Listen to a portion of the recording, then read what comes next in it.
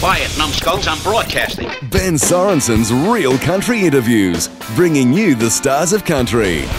It's a very wild and woolly Ben Sorensen here. Yes, I still haven't got that haircut for my Facebook followers, but I will get there eventually.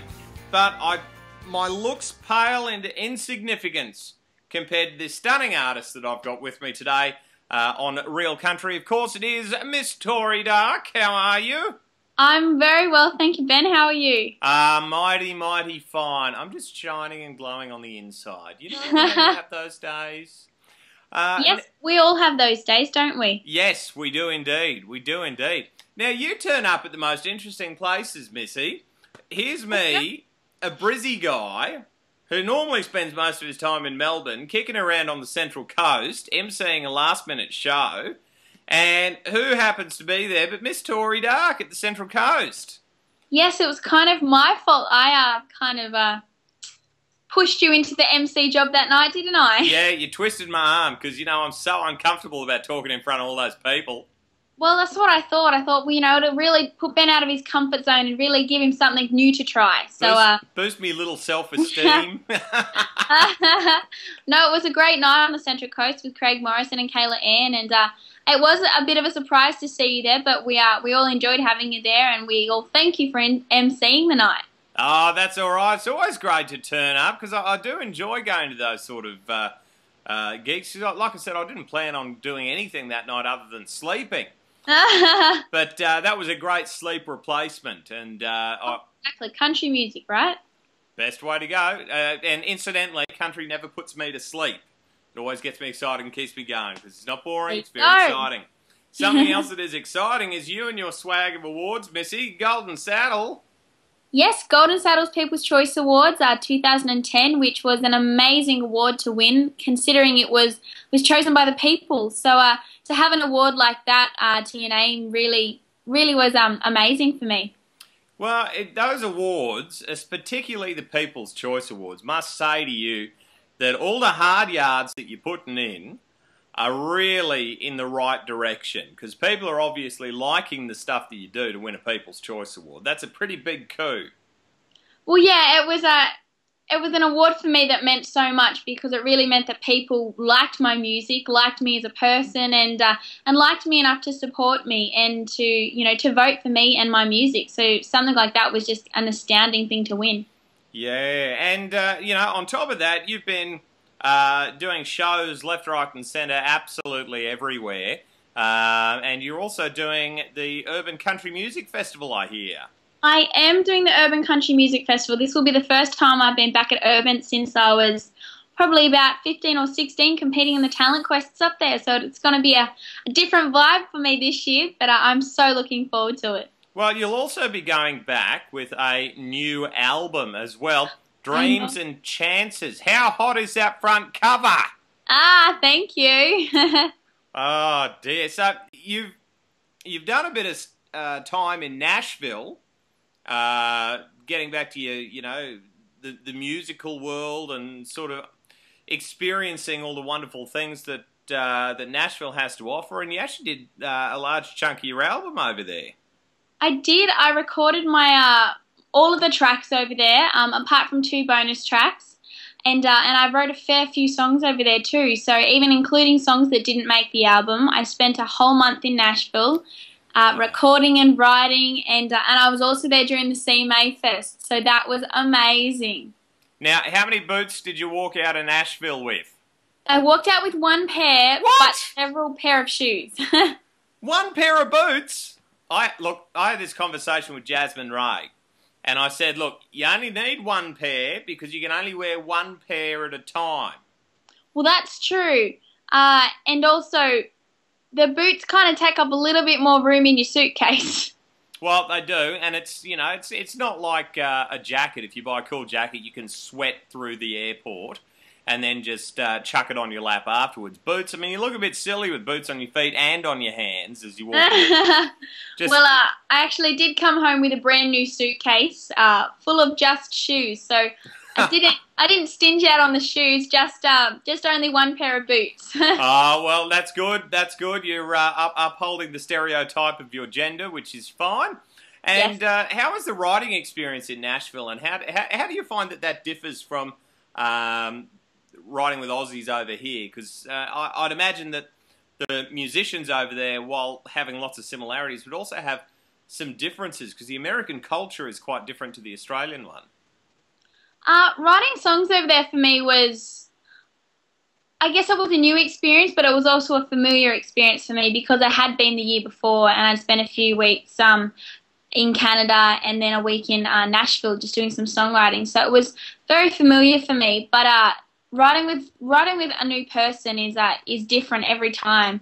And it's really, you go into a situation where you're like, oh, hi, I'm Tori, and you're basically just introducing and sharing your whole life and all of your emotions, all of your feelings with somebody that you've never met before. So it's a very confronting experience, but, writing with the people in Nashville has been one of the most amazing experiences of my whole life, and I would really love to get back to Nashville this year just to do some more songwriting, and just because it's such an amazing thing to do. Well, putting the album together was a great excuse for you to go over, and it is a fantastic album. Thanks. Because I really, really enjoyed your EP that came out, and I had to wait a little bit of time before I got the album. But you gave me some good stuff to keep me going until that came out, and I'm quite impressed with it. You've evolved quite nicely as an artist, and you've sort of settled into your own with your the songwriting and your choice of music and production. I'm quite impressed with it. It's a very, very good album. Thank you very much, Ben. It's definitely very different to the EP, and it's a lot more grown up than the EP as well. So I'm really proud to have this out there and to be sharing my new songs and my feelings and like I said, my feelings and my emotions and me with the new audience and sharing the new album with a bunch of brand new fans and old fans. So I'm really excited to get it out there and get everyone listening to the new songs. As you should be. Now, before I talk about your fantastic video clip, I did forget to ask you, where are you sitting? This is our new Video Real Country question. At the moment, I'm sitting in my music room where I do my teaching, where I do my practicing. So as you can see behind me, I've got my speakers over here, and then I've got my guitar, and I've got my piano over here. Perfect. Perfect. Yes. Well, it's nice that you've got a space to create music, but then you just ditch it and go to Nashville anyway. So, whatever. Now, tell me about your smoking hot video clip. Well, Someone Else's Baby is the new single, and we did a video clip for that probably about a month or so ago now. And just recently it got country pick on CMC, which was amazing. So I was so excited about that. It was my first country pick ever, and I did the video clip with Mr. Duncan Toombs. How much fun is that fella? Duncan is great. I've worked with Duncan. This is the third time I've worked with Duncan on a video clip, and every time, I just come back happier and happier. He just gets better, and he's so good to work with. He's really a great producer that really just pushes you and pushes you to your most potential and really gets out of you what you can do. So to have Someone Else's Baby out there now and to have Duncan's name on it, I'm really proud of it. Now, one of the other things I liked was the setting. Where was it done? It was absolutely gorgeous. Thank you. It was actually done at a place called Menangle House Horse and Jockey Inn, about 20 minutes away from me. It's a local gig for me that I play every month. And we know the owners quite well now. So we said, look, we're doing a video clip and we're going to bring the producer out here and see if there's any locations we can use. Is that okay? And they said, yeah, sure. So we did a scene in the front of the house where the pool room is, which was the scene with the band and the red burgundy wall. And then we also did a scene on the swing, which was out in the open in their courtyard. We also did another scene which was up in the bar. So that's where I've had a few different parties up there, and also I play up there a fair bit. So to be able to use that facility was just, it's a close to home thing. All of my friends came out and they had a great time too with us, so it was great. Now, tell me about the song. Well, the song was one of the songs I wrote in Nashville on my first trip, and I wrote it with my producer Michael Davey and also John Bettis, who's just been inducted into the Hall of Fame. Very cool. So that's very cool to have had the chance to write with him now that he was already a big superstar, but now he's an even bigger superstar. So to be able to write with those two and just sit down in a room with them, and we came up with this song, and we didn't really know at first where it was going, but we had this one line which was just, which was, you know, kind of like what we were just humming along to. And in the beginning of the chorus and halfway through the chorus, we ended up going, look, this works really well. So we kept it. And so basically the storyline of Someone Else's Baby is all about seeing, you know, a guy that's kind of cute and wondering whether they are someone else's baby, because, you know, you could walk up to them and be like, oh my gosh, you know, wow, you know, I'm just really taken back by this guy, but, you know, then walks over his girlfriend and you're like, oh, okay, cool, nice to meet you, see you later. So, you know, I mean, it's one of those young things that, and, you know, the older demographic can appeal to too, because you're always going to meet people, and whether you're single or whether you're the taken one, you're never going to know that until, you know, someone speaks up or you see somebody walk over maybe. Wow, well, it is a fantastic song from a great album, Dreams and Chances, and that sort of sums up life pretty well with a very grown-up Miss Tori Darke. And as it was wisely said in the castle, straight to the pool room. That's where the album's going, and that's actually where it was shot too.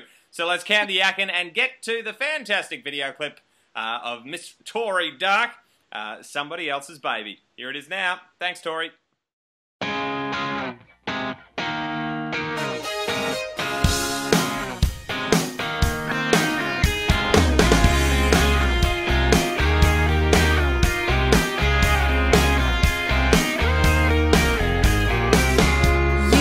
To be somebody's private property, and I bet there's some girl somewhere who's wondering where you are right now.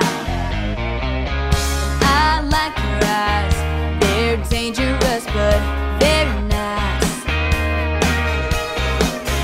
That's my bad voice, and got all my choices slimming down. Yes or no, yes or no, stay or go. Oh, you got me thinking maybe I'm taking someone else's baby. I know, not just your heart I'd be taking. Maybe you're someone else's baby. Yeah, someone else's baby.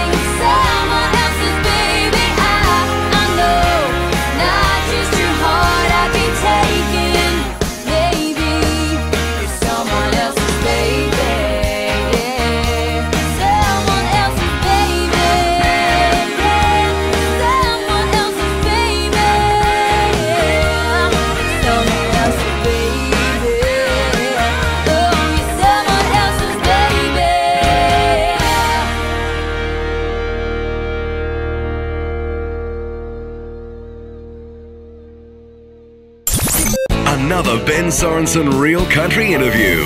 Hear this interview and many more at www.realcountrymix.com.